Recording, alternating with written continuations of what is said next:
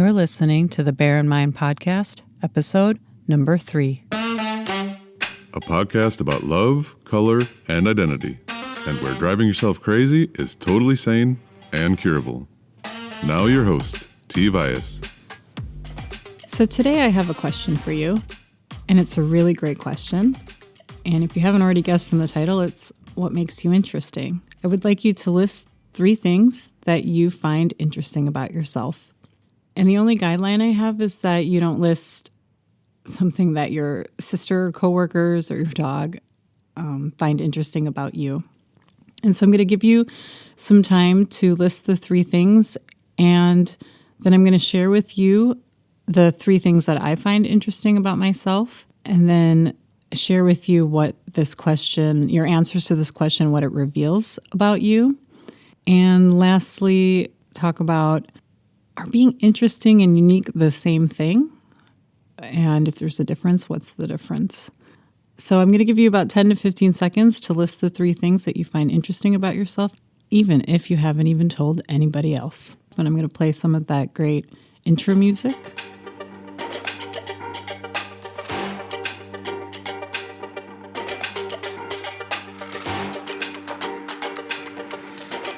So great, you've got your list and I've got my list. So number 1 on my list is I taught myself how to cook. Number 2 is I've had 4 career changes. And number 3 is that I speak 2 other languages besides English.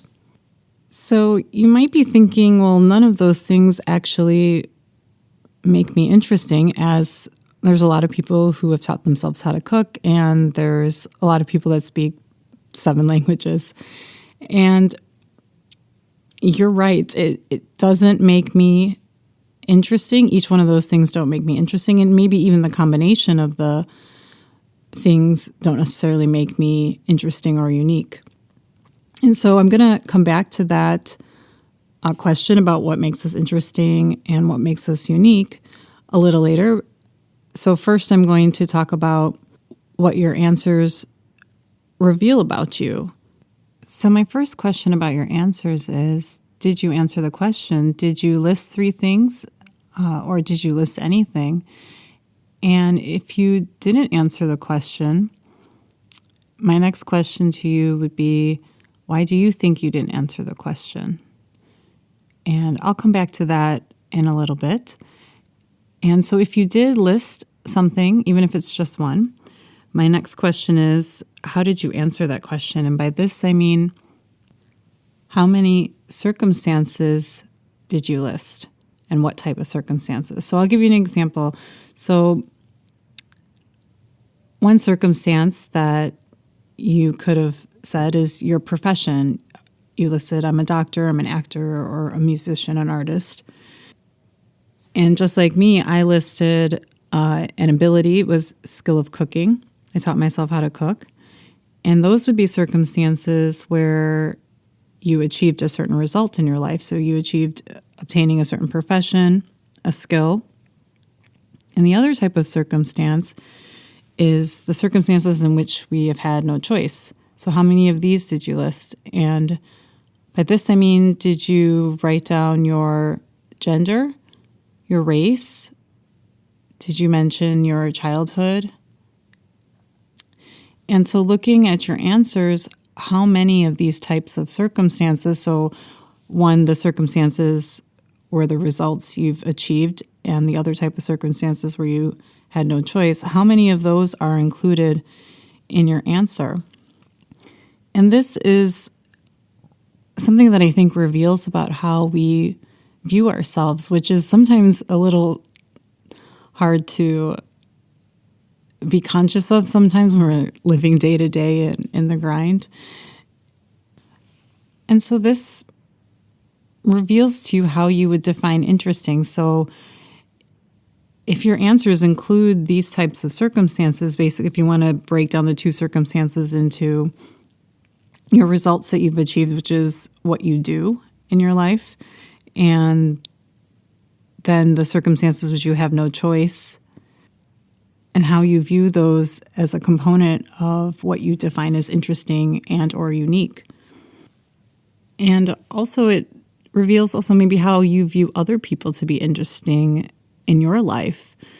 You may also take on some of those same definitions and think, oh, well, my best friend's interesting because of maybe her profession.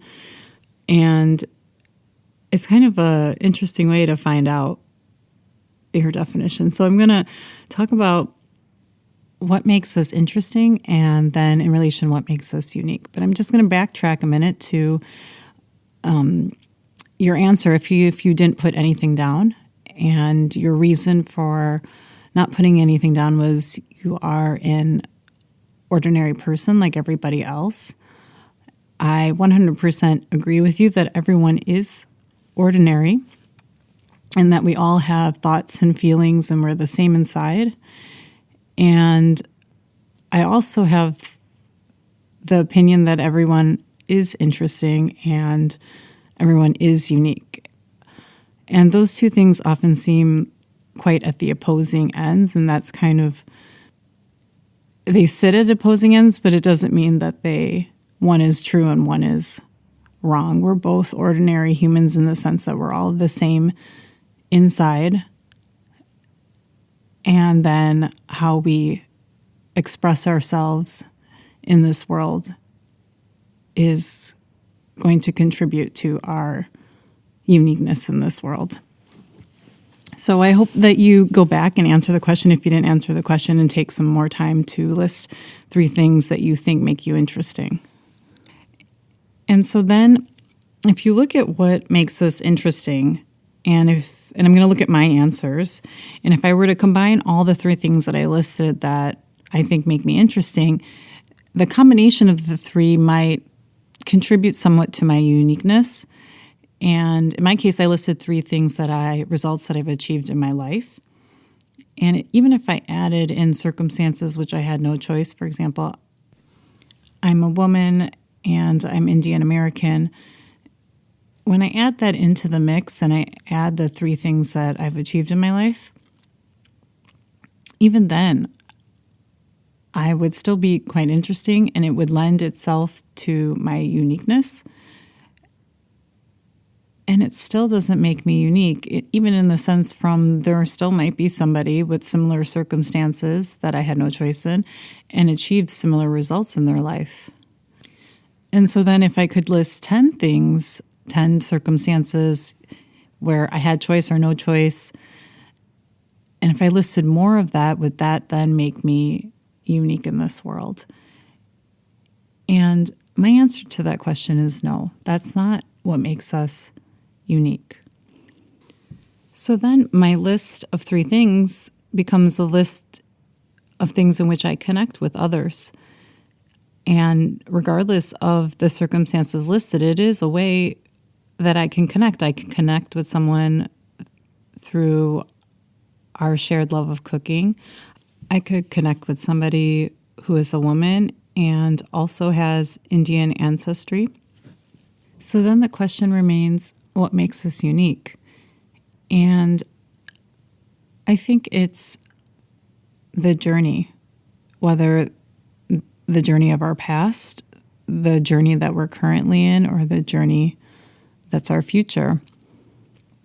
And in my example of cooking, the journey in my past is, well, when I found myself I wanted to learn how to cook, I found I couldn't even zest a lemon. And I realized that my relationship with food in my childhood was a bit off for me. My mom did all the cooking and I didn't learn how to cook from her. And she could really cook amazing homemade meals from scratch. And people even asked her to cater some events. And so then I found myself in this period, well, probably between career changes, where I wasn't working. And I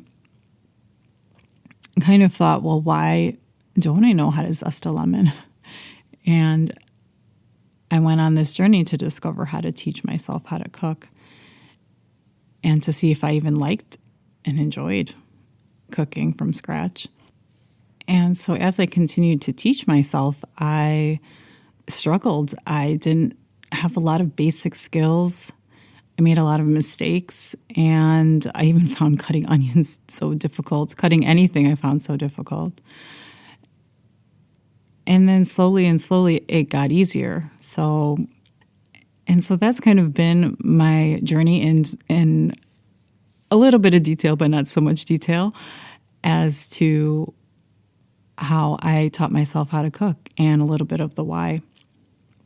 And I think that journey that we go on with anything we do in our lives, that interaction with the world, the expression of ourselves in the world, is what actually makes us unique. There could be other people that taught themselves how to cook for various other reasons.